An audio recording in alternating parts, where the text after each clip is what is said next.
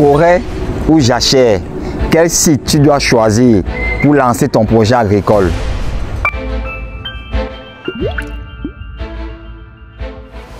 Généralement, lorsqu'on veut démarrer un projet agricole, il se pose de nombreuses questions sur le site à choisir.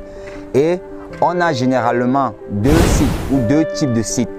On peut d'un côté avoir soit une forêt, soit une jachère pour lancer un projet agricole. Quel est le site à choisir pour lancer son projet agricole?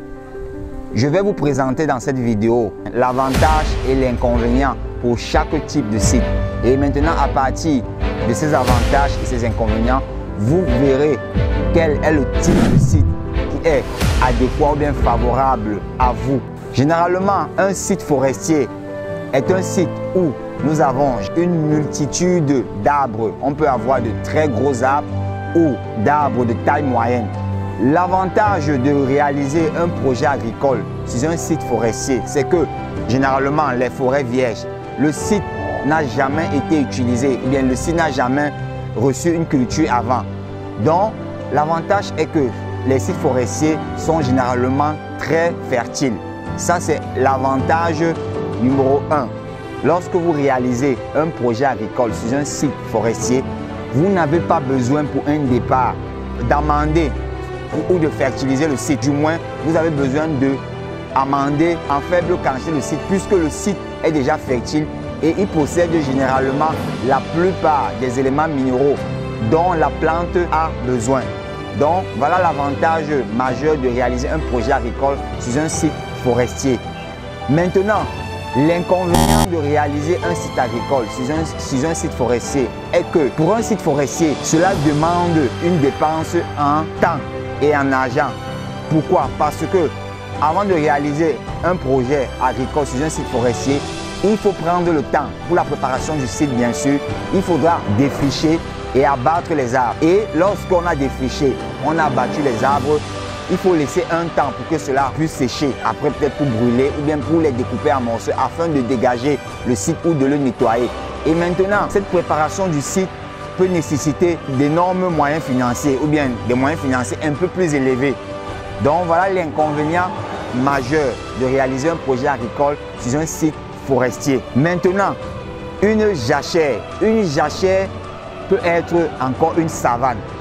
Une jachère est un site agricole où là, on n'a pas des arbres ou bien du moins, on a de très petits arbres ou bien des arbustes de très petite taille ou bien des arbustes avec un diamètre faible ou sur ce site, on a plutôt des herbes ou bien de hautes herbes.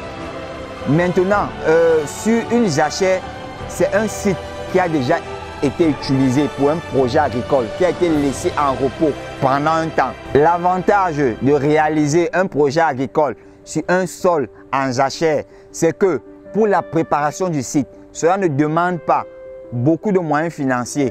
Tout ce qu'il y aura à faire, c'est juste de faire un défrichage et un nettoyage du site. Et une fois que cela est fait, vous pouvez démarrer avec votre projet agricole. Donc, pas besoin de dépenser d'énormes moyens financiers comme avec une forêt. Parce qu'avec une forêt, il faut abattre les arbres et cela nécessite encore un coût.